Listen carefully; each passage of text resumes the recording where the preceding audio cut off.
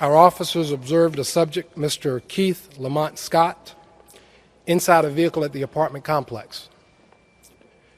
He exited the vehicle armed with a handgun. The officers observed him get back into that vehicle, at which time they approached the vehicle to engage this subject.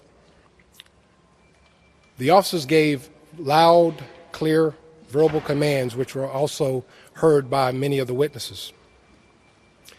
They were instructing the subject, once he got out of the vehicle, to drop the weapon.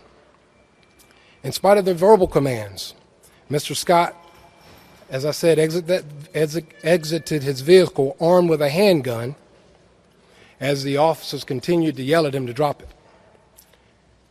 He stepped out, posing a threat to the officers, and Officer Brentley Vinson subsequently fired his weapon, striking the subject. The officers immediately requested medic and began performing CPR. Medic responded and transported the subject to the scene to CMC, where he later was succumbed by his injuries.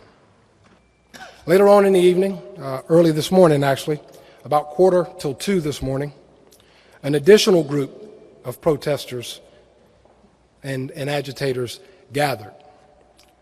They made their way down to Interstate I-85, and they blocked both lanes, northbound and southbound.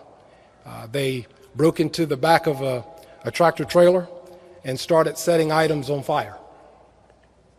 As of right now, we have 16 officers who've been injured. We have multiple police vehicles that have been damaged.